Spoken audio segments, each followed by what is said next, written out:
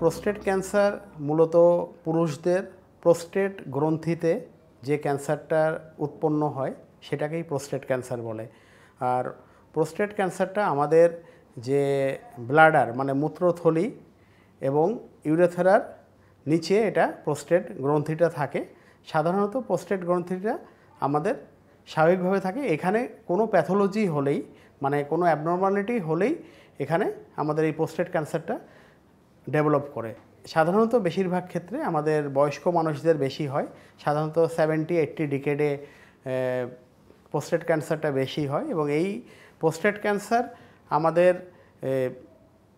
মানুষের জীবনের জন্য অনেক ক্ষতির সম্মুখীন করে এবং চিকিৎসাও বেশ জটিল এবং প্রোস্টেট ক্যান্সারের চিকিৎসাটা আসলে সাধারণ অন্যান্য ক্যান্সারের চিকিৎসার মতো এত সহজ নয় আর কি।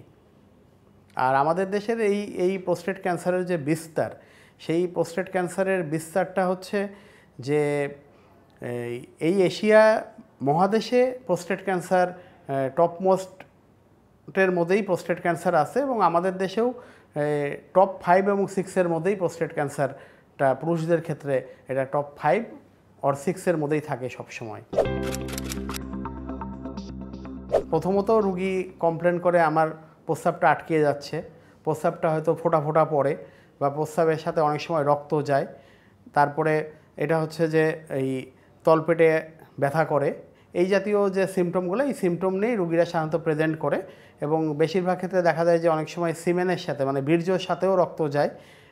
এই জিনিসটা হচ্ছে আপনার প্রাথমিক লক্ষণ হিসাবে রোগীরা আমাদের কাছে প্রেজেন্ট করে।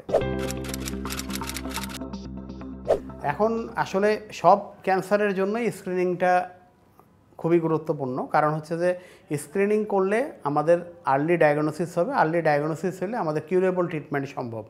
আমাদের এই দেশে স্ক্রিনিং সিস্টেম নাই দেখেই আমরা কিন্তু এই সব রোগীর ক্ষেত্রে আমরা পিছিয়ে পড়ছি এবং সব রোগী আমাদের কাছে অ্যাডভান্স স্টেজে এসে আমাদের কাছে প্রেজেন্ট করতেছে। যে জিনিসটা হচ্ছে যে প্রোস্টেট ক্যান্সারে আমরা স্ক্রিনিং করতে পারি খুব সহজভাবে। এখানে প্রোস্টেটই একমাত্র গ্রন্থি যেখান থেকে আমাদের একটি পিএসএ নামক একটি হরমোন নিঃসৃত হয়। সামান্য একটি রক্ত পরীক্ষার মাধ্যমে আমরা পিএসএ পরীক্ষার মাধ্যমেই কিন্তু এটা স্ক্রিনিংটা করতে পারি। এছাড়া আমরা কিন্তু আলট্রাসোনোগ্রামটাও করে আমরা দেখতে পারি যে প্রোস্টেট গ্রন্থিটা বড় হচ্ছে কিনা। এই দুইটা পদ্ধতিতে মানে আমাদের সিটি স্ক্যান এমআরআই এর মতো দামি পরীক্ষারও প্রয়োজন নাই।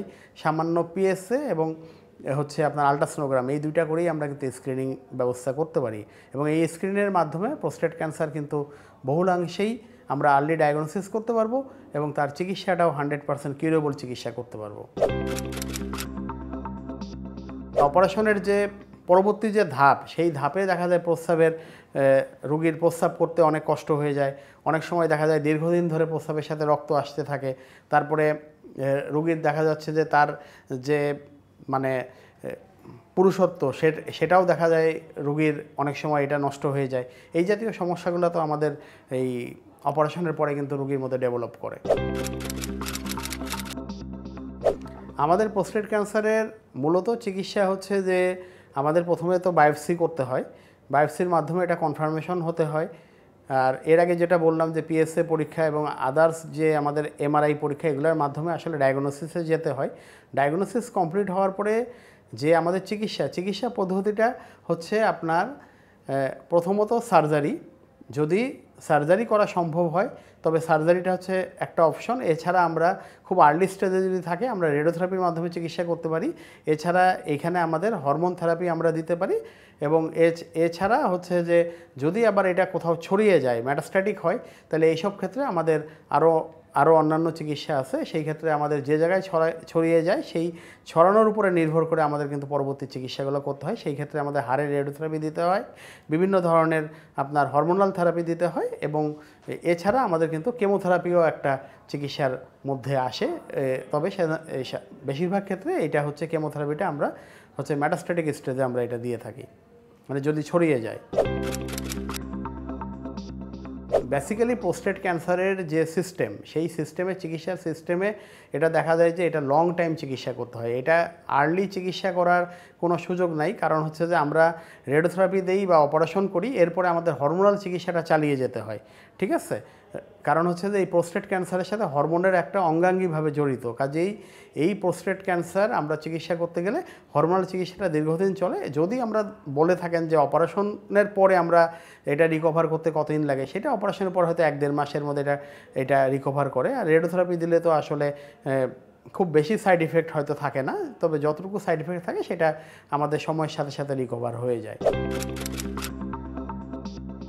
অপারেশন ছাড়া নিরাময় করা সম্ভব, আমি এতক্ষণ ধরে অনেকবারই বললাম, যেটা হচ্ছে যে রেডিওথেরাপি। আমরা রেডিওথেরাপি এবং সাথে হরমোনাল থেরাপির মাধ্যমে আমরা কিন্তু রেডিক্যাল চিকিৎসা করতে পারি, তবে সেই ক্ষেত্রে স্টেজ আর্লি স্টেজ থাকতে হবে। যদি এটা অ্যাডভান্স স্টেজ হয়ে যায় সেই ক্ষেত্রে আমরা আর রেডিওথেরাপি, শুধুমাত্র রেডিওথেরাপি দিয়ে চিকিৎসা সম্ভব হয় না। তা আমরা সাধারণত যদি আপনার খুব আর্লি স্টেজ থাকে সেই ক্ষেত্রে আমরা রেডিওথেরাপি এবং হরমোনাল থেরাপির মাধ্যমে রোগীকে ফুল কিউরেবল করতে পারি আর কি। যে কোনো একটা ক্যান্সার একটা ফ্যামিলিতে যখন ডায়াগনোসিস হয়, পুরা তাদের মাথার উপরে একটা বাস পড়ে। আসলে এই মানসিক চাপ কমানোর জন্য আমাদেরকে রোগীদেরকে সেইভাবে কাউন্সিল করতে হবে এবং পাশাপাশি রোগীর যে অ্যাটেন্ডেন্টরা থাকে, রোগীর বাসার যে লোকজন আছে, সবাইকেই আমাদের সেইভাবে কাউন্সেলিং করতে হবে যে আসলে আমাদের যে কোনো ক্যান্সারেরই, নট অনলি প্রোস্টেট, যে কোনো ক্যান্সারেরই চিকিৎসাটা হচ্ছে নির্ভর করে স্টেজিংয়ের উপরে। উনি কোন স্টেজে আছে সেই স্টেজের উপরে নির্ভর করে একদম সঠিক কথাটা রোগীকে এবং রোগীর লোককে জানানো উচিত। এটাকেই আমরা আইস ব্রেক বলি। এই আইস ব্রেকিংটা যদি ঠিক মতো হয় তাহলে কিন্তু রোগীর চিকিৎসাটাও সুন্দর হয়। তা এই জন্য আমাদের রোগীদেরকে ওইভাবেই কাউন্সেলিং করতে হবে যে না, আপনার রোগীর রোগটা এই স্টেজে আছে, আপনার রোগীর এই চিকিৎসা করলে উনি ভালো হয়ে যাওয়ার সম্ভাবনা আছে, বা আপনার রোগীর ভালো হয়ে যাওয়ার সম্ভাবনা নাই, যেহেতু আপনার রোগটা এখানে ছড়িয়ে গেছে।